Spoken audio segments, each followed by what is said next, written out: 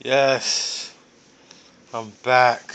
I'm Chris Kibakase, and this is my top 10 films of the year 2012. Not all these films came out in 2012. There's a French film that came out in 2011 in Europe, but since I saw it in a theater in 2012, that qualifies me to say, put it in this year's top 10, 12. But I also saw Jaws in the theater this year. I'm not putting that movie in 2012. But this. Okay, so my favorite movie is Robot and Frank. Maybe I should go like from 10 to 1. Maybe that's exciting. Okay, number 10, Frank and Weenie. Now, what can I say about this? This is like some kid who, I guess his dog dies and he makes his dog into a Frankenstein. It's like, it was black and white. It was like crazy though. It was crazy fun to see, and the love a kid has for his dog. It's just sentimental value. Number 9, Bernie. Bernie. Bernie's a great film if you haven't caught that one yet.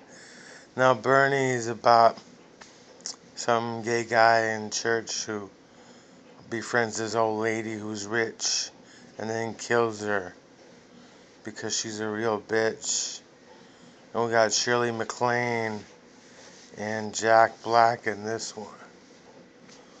Skyfall. What can we say about Skyfall and James Bond? But um, I was sad to see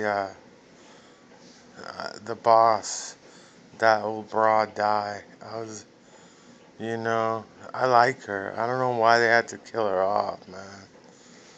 Usually they kill people off when they're actually dead, but I guess maybe they know something that walking out of the theater, some woman told her friend that she's like losing her eyesight and she can't act. So maybe that's the reason. I don't know.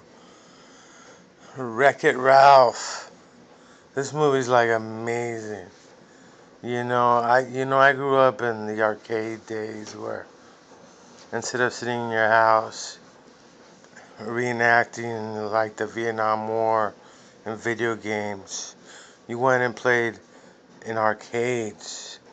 And they had fun games like Pac-Man and Donkey Kong, and this brought me all the way back. But this is a story of of somebody who's like the bad character in this arcade game and decides he's had enough of being bad, and he jumps into another video game and he helps somebody out, and then he realizes that it's okay to be bad. He's just playing a character. The sessions. No, that one really tripped me out. This guy who's in this some kind of metal lung machine, and he's just laying there, and he wants to have sex, so he hires a sex. I don't know what they call him, but it's not a hooker because a hooker like is funner than this woman was, But um, I just gotta say that I was stunned to see that amazing body that she has. And I really never thought of her as being hot or sexy, but just sitting there, I just like there's something beautiful about somebody who's willing to go to that extreme for art. Moonrise Kingdom. I don't know. Everybody I know has liked this film that watched it.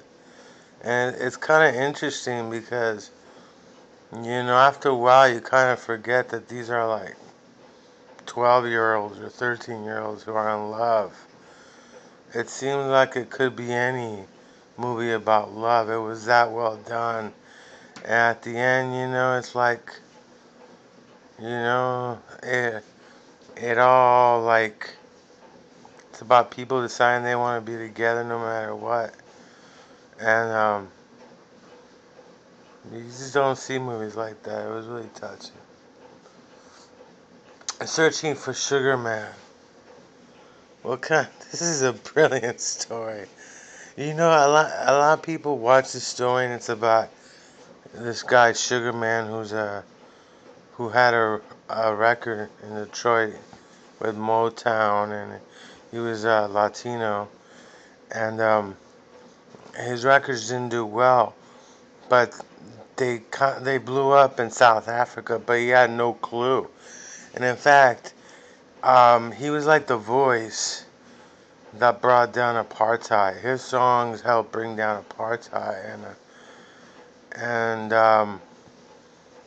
to think that this guy from Detroit who did that is incredible. You know, like, I mean, what more can they say about your career, your art, that it helped bring down apartheid? I mean, in a country like South Africa, it was like the last hold of apartheid, and you know, he helped get Mandela out. The music, it's a poetry, and it's like a street. And just when they found this guy, and when he was on stage in South Africa, it was like a touching moment, but you know, it was nice.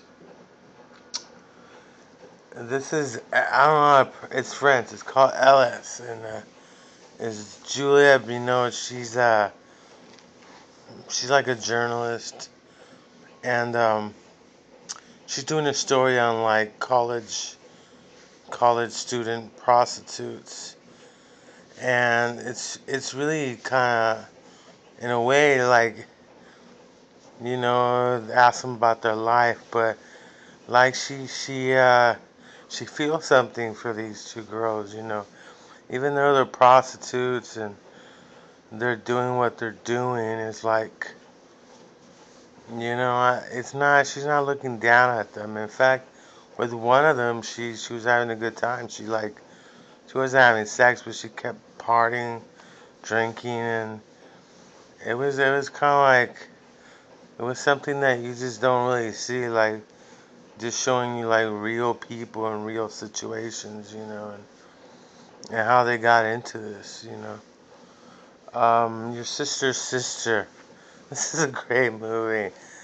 So, this guy, he was in love with his woman, and she was a girlfriend of his brother. His brother dies, and he's having a hard time dealing with it. So he goes to like the mountains, and and in fact, this girl that he was in love with, the woman, her sister was there too. She was just kicking it. And I'm not gonna give you the whole ending, but this is a good movie. You should check it out. And of course, the number one movie of 2012, one of them that's getting no Oscar buzz, no Golden Globe buzz, Robot and Frank. This movie is amazing. I can tell you, I've seen a lot of films. I can't tell you how many of them really like surprised me at one point. And this movie surprised me. It was like, it kind of like it hits you in the head, but at one point, it's brilliant. This guy, old guy, his son gets him. It's in the future. He gets him a robot, and he teaches, and he's like a career criminal. So he teaches a robot how to be a thief. It's brilliantly done. And if you haven't seen this, go check it out. I'm quite sure it's in DVD, or do your downloading if you can. But check out Robot and Frank. It's amazing. I don't know what else to say. Honorable mention. Um, it's been a good year for movies. Shitty ones and good ones, and I had a good time Lincoln Vampire Hunter. I don't care what you say. It's way better than Lincoln. You know, it's way better. I like to think of Lincoln as a vampire hunter. You know, I don't know why people like try and look down at that. You know, like this is a clever thing. You know, this is like the future. Like people taking real stories and then twisting them, making them more entertaining to to write graphic novels. Thank you very much. See you in 2013.